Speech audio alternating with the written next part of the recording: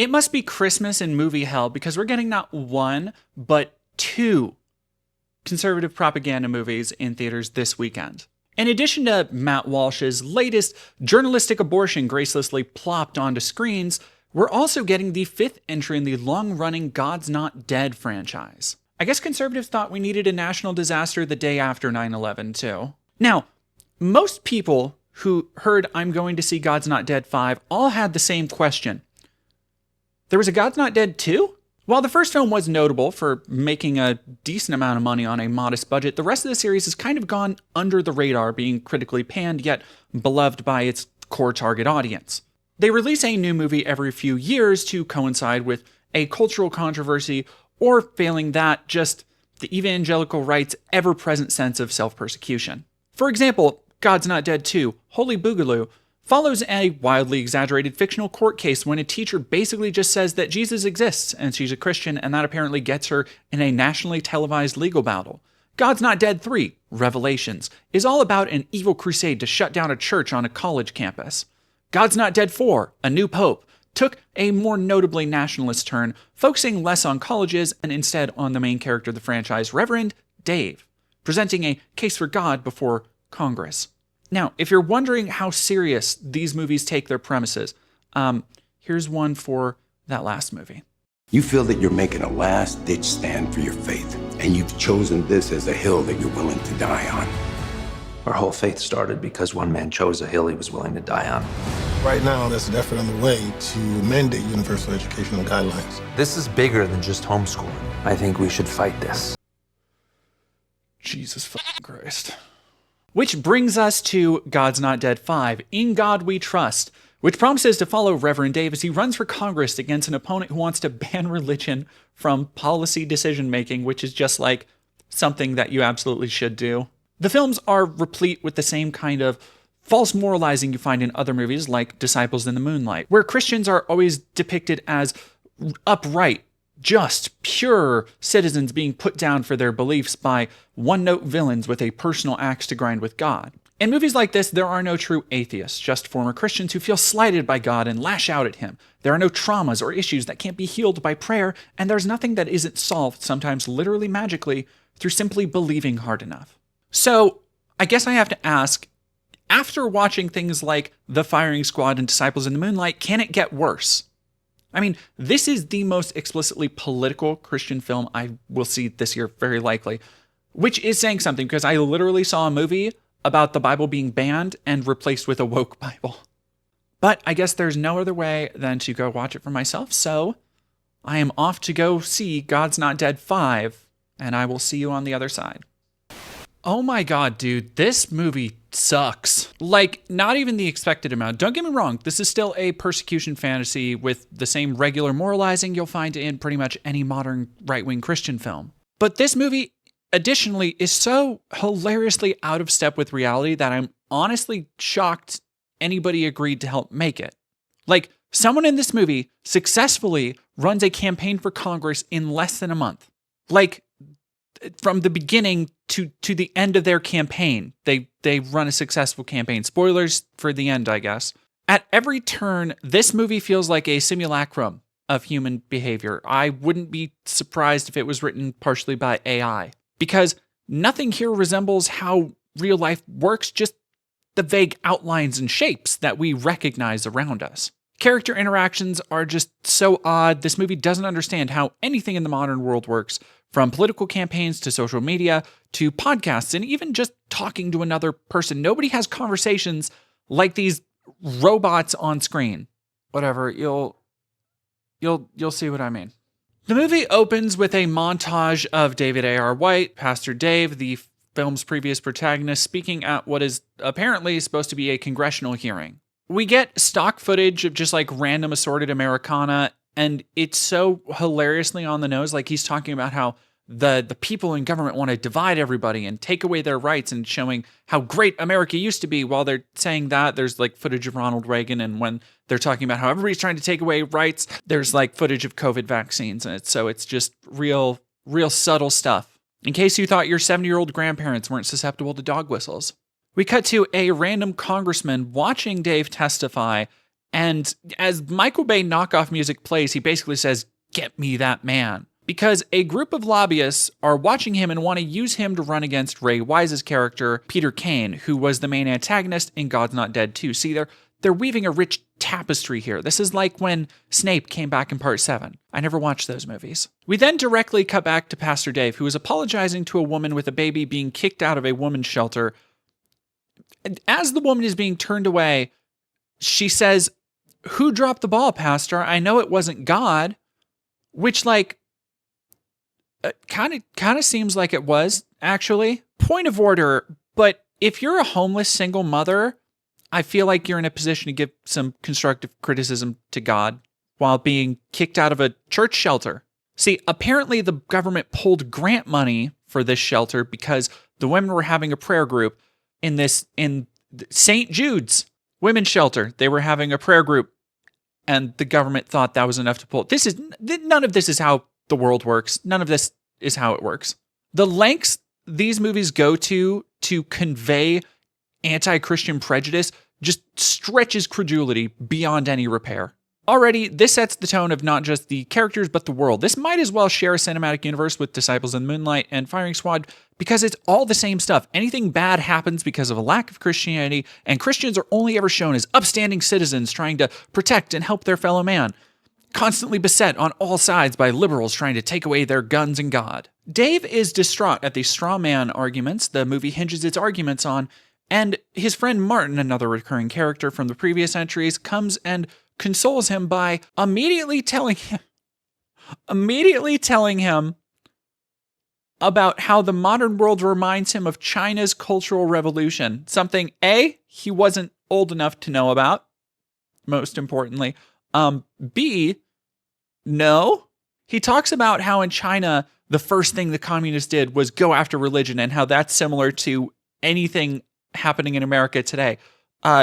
Quick little statistic, by the way, for Christians in government. Christians make up 87.8% of Congress and 85% of all Senate members. We've never had an atheist president. There is not and never has been any kind of government crackdown on Christianity. Back to the congressman who wants Dave, he tells his political agent, Lottie, who's she's like a fixer or recruiter, or she's a political operative. She basically acts as his press agent for the whole movie. She tells him to go get Dave, and Dave doesn't even seem to know he's being quite literally groomed to run a congressional campaign. So Dave is at a carnival to raise money for the women's shelter, where Dave is just sucking ass at the cup shot game. Then this political agent, Lottie, comes by to talk to Dave and immediately jumps to his campaign for Congress, to which he's like, "I'm sorry, what the f-?" She then lays out the dope on his congressional opponent, then says in Congress he'd be able to add zeros to his drives, not so subtly hinting that he'd be able to much easier get things done, like helping the women's shelter. And he denies her because he says he's just not made for politics, which might be one of the only true things this movie really says. And then as she's leaving, they have one of the most awkward exchanges I've ever seen two humans have, where he tells her, "Hey, you can call me Dave," and she says, "We'll see?" We'll see. We'll see? I was watching this with another person, and we both turned to each other in bewilderment at that moment because we had no idea. We'll see about calling you your first name? What? So Lottie goes back to her hotel, where she is immediately harassed by this sleazy-looking jackass who tries to riz her up by saying, "Hey, been a long time. Have you put on some weight? It looks good." And this dude has like 4 lines of dialogue in the scene, and I shit you not, 3 of them are all about cannot stop focusing on Lottie's luscious yams, I guess. Apparently, he likes some thickness, and whomst among us can disagree. So then Dave talks to the congressman who wanted to scout him, and the congressman says he's different because people don't want to tell the truth because they're afraid of getting canceled. Yeah, that's a really big problem on Capitol Hill, is people afraid of being canceled. So, of course, Dave is immediately swayed by the argument, and the next day they send the team. I'm just so confused how to even really talk about this movie because none of it makes sense. None of it has any basis in reality. So they pick, okay, all right. I'm not an expert in how electoral politics works, but I'm relatively sure that you can't just pick a random person with no speaking or even political experience, pick them to be a party's elected candidate, and prop them up with no platform, no policy initiatives for Congress, and then run a successful campaign in less than a month. I'm pretty sure that's not how the real world works. So back at the bad guy's secret lair, it turns out Sir Mix-a-Lot is working with Ray Wise, who calls Dave the Bible thumper and is apparently really threatened by him. And one thing, Ray Wise in nearly every scene in this movie is drinking some kind of alcohol. Is it intentional character building? Is it just the crew couldn't get Ray Wise to stop drinking from his depression of being in God's Not Dead 5? I like to think it's a little bit of both, honestly. Then, out of nowhere, we get a Newsboys concert in the middle of the movie because Dave has to make his first public appearance on Mike Huckabee's talk show. You see, Mike Huckabee's talk show is actually owned by the same company that made this movie, so this is just actually shilling for another product of theirs. Because I didn't even know Mike Huckabee had a talk show, and also for some reason, he looks like old Big Boss from Metal Gear Solid 4 if he let himself go. So Mike just asks about the separation of church and state, and David does a cowardly little argument about how the founders never intended for church and state to be separate. That's pretty much the movie's entire argument in favor of Christian nationalism. And after his appearance on the Mike Huckabee show, Ray Wise puts out an attack ad with, I shit you not, January 6th footage attacking Dave as being a Christian nationalist. Now, the film doesn't ever explicitly say Dave is a hardcore Republican, but based on the straw man of liberalism they come up with for his opponent, it's really not hard to see how Dave's ideology would lead to the violent attacks on January 6th. So Dave, being the absolute naive, big, blonde baby he is, agrees to do a podcast with the bad guy. After the January 6th attack ad, Dave agrees in good faith. Why? I don't know. I cannot tell you this answer. Before he goes up, Lottie starts picking on him for being too religious. The entire reason, mind you, the entire inciting incident of this movie was him talking about religion. And Lottie's like, hey, you need to cool it on the God talk. This makes sense. Everything is normal. They picked him knowing he was a pastor. The one thing they knew about him before a political campaign was that he was a pastor, not just like a regular Christian, like the gym leader of Christians. Like he has a black belt in Jesus. Shockingly, the podcast goes horribly. Dave talks about separation of church and state and about keeping church from the government, but not the government from the church, which is in so many words advocating for Christian nationalism. And then Ray Wise owns him so bad with facts and logic that the podcast host literally cut off Dave's mic, and it's just treated as like, oh yeah, that was a normal thing that these liberal commie podcast hosts do, is just shut people down when they can't refute their arguments, which is not how that goes. See, it turns out the podcast was actually a setup to make him look bad, and they leave wherever they Skyped in from, and there's this great scene where Lottie is tapping at her phone as these fake Twitter sounds play, and she just goes, oh, he's winning. This is like 3 minutes after the podcast ends, right? And it's supposed to be portraying that so many people care about this congressional podcast that it is turning the tide against Dave on social media. But this is a part of the film that really feels like it was written by a 50-year-old who has no idea how social media works. Like, they know it's important to the modern political ecosystem, but they don't really get how or what it does. It gets oversimplified into something you can just easily win or lose at, like everything else in this movie. I guess God just isn't blessing his Twitter, which makes sense. It is owned by the White Devil. Then we get Lottie's personal backstory. Apparently, Ray Wise's character used to be a mentor and then used her to get some intel. It's not really made clear, but the point is that for her, it's personal. That's what we're told. Then the greasy asshole guy, John, calls her again, and I don't know why he's calling her so much. It's explained later, kind of, but not really, and tries the most ham-fisted way to start a pickup conversation by talking about chocolate gravy. And just, did these screenwriters learn how to flirt from Mad Libs? Like, What? So then she meets some schlub who's looking to literally buy off a congressman. Like they know what they're doing is illegal in exchange for some influence on Capitol Hill, because apparently Dave needs it, because no duh, literally every appearance he's had thus far has been a disaster for him. Also, welcome to random plot thread number 4 that will be brought up one more time exactly and then never again. Dave doesn't really have a choice but to accept this mysterious backer's funding, and he agrees, and thus descends into the seedy den of DC politics. And she says he should talk less about God to be a good politician. Again, that was the entire reason he was chosen. That is the thing he does. God is his whole thing. This is like going to Liberace and telling him to put on an all denim outfit. What are you doing? So then they pray, and Dave just miraculously starts winning. It's never explained how. It just, there's a short montage that plays where he rises in the polls. Again, less than a month until election day. Does not have any platform to speak of, really. Does not have any policy proposals. He's just suddenly doing better, I guess. Now we are at 12 days to the election, and Ray Wise is itching to get into the debate ring with Dave to just rip him a philosophical new one. Now, I was thinking, finally, we might get to talk about some policy issues here, like what maybe we'll talk about the economy or the border or anything. No, it's more separation of church and state. Then Ray Wise, liberal of liberals, says the government helps people and is good, and Dave says, oh, but people need the church for guidance. And Ray Wise says he's a Christian nationalist, which, yeah.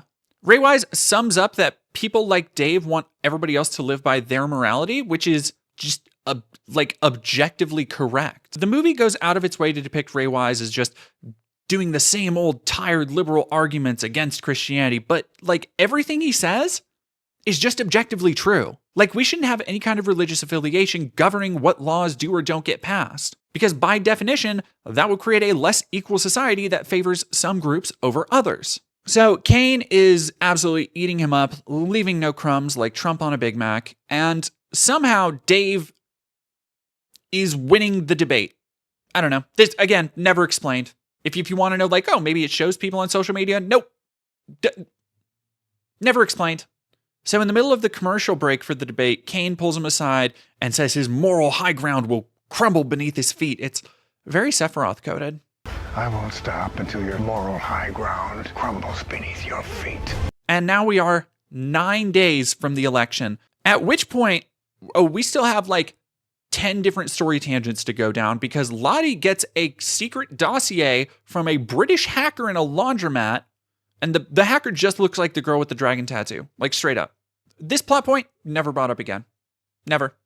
So the dossier has information on Kane that shows that he secretly embezzled something and they want to use it as dirt, but Dave, of course, refuses because he doesn't want to do the wrong thing, even though it's literally, if it's true, he's doing the right thing. He would just be exposing somebody for being a liar. What? And in the middle of a 9-day stretch for a congressional run, Dave still makes time to go talk to the single mother who looks like Daisy Ridley's stunt double. And she says the government is throwing them out of the women's center. And I just, look, if you're going to throw this many different plot lines in, at least make them interesting or engage with one another. Every character has 3 different things going on at any given time.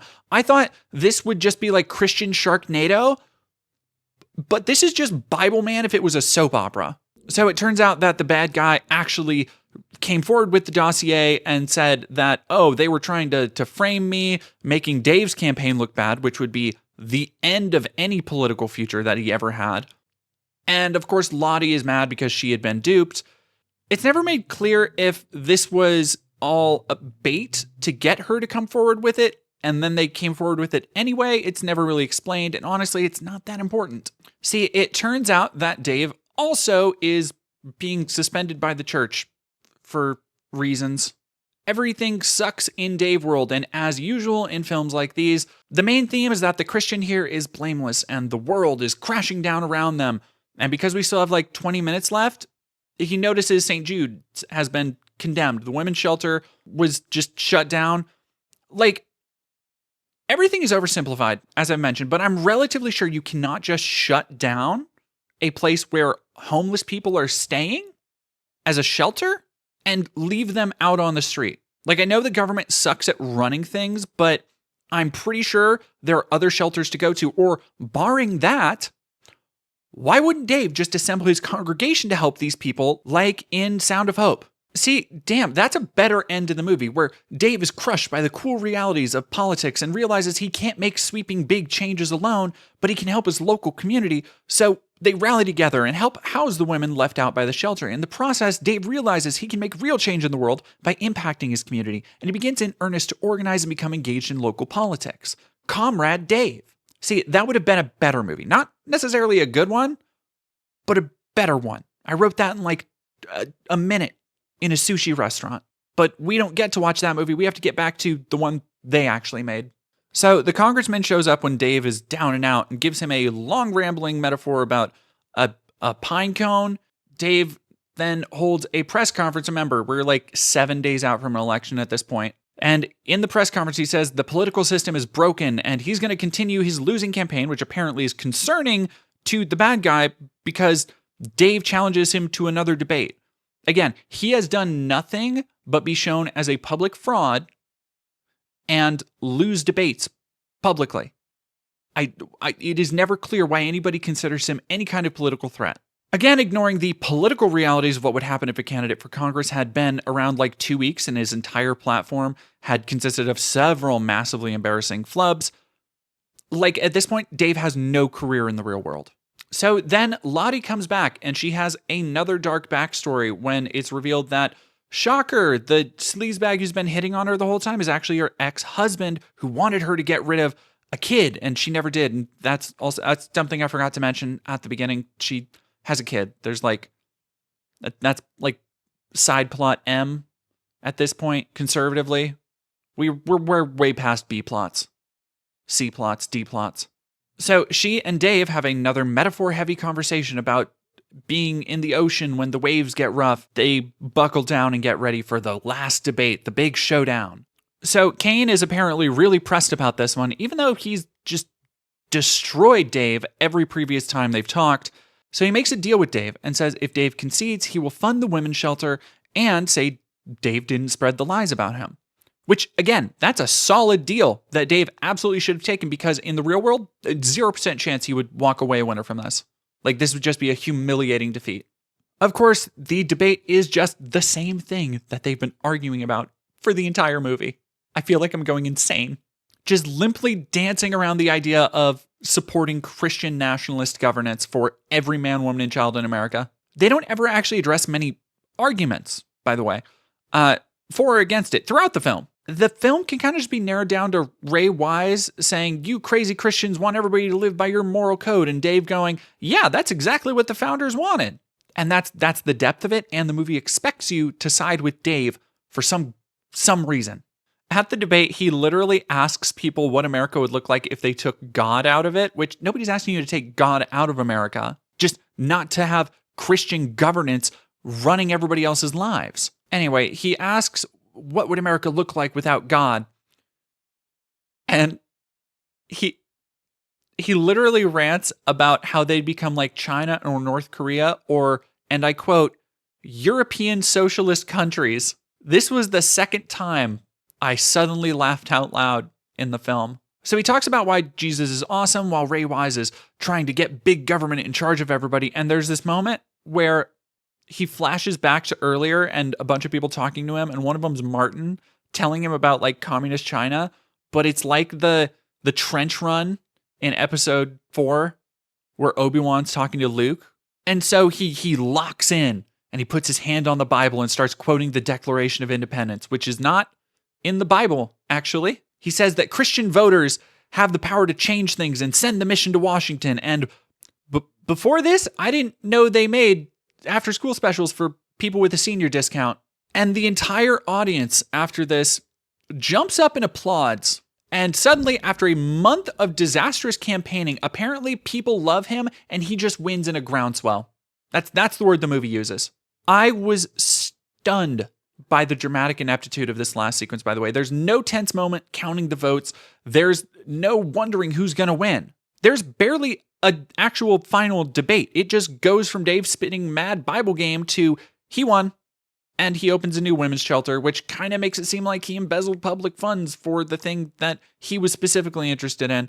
And we get no real conclusion to Ray Wise or the sleazy ex-husband. Martin gets to preach, and Dave is in Congress. So, yay. I've seen a lot of bad movies this year, and while Disciples in the Moonlight is still the funniest and Firing Squad still by far the most inept, God's Not Dead 5 is without a doubt the stupidest and most bewildering. This is a movie that pushes the fallacies that have held this entire series aloft to a breaking point. I do not know how anybody could make this movie and not deconvert from Christianity after it. It was also an incredibly sad experience watching this right after Matt Walsh's movie, where they both end with sequences that can be basically summed up as the main character being right and cool and everyone clapped. But that's not how it would happen in real life. That's why they make movie. This is a film that wants to send so many awful messages and sends them all exceedingly poorly. From the not so subtle idea that Christian nationalism is actually not bad, or it's a liberal buzzword meant to scare you, to ideas that people with literally no political experience should be sought for office, to hand-waving ideas that politicians should have more than a single issue to run on, and each of these ideas, while hit on as subtly as a sledgehammer, is undone by the fact that even in the movie, the bad guy is the more balanced, rational person. It's God's Not Dead 5. What do you want from me? The subtitle is In God We Trust. I have $5 that says the screenwriter mastermind behind this cinematic ooze would like there to be a God's Not Dead 6, One Nation Under God, where Dave runs for president. And honestly, I'd probably watch that because I'd like to see how they would portray a presidential election on this kind of budget. Just have to like film it on the back lot of some Christian radio mogul.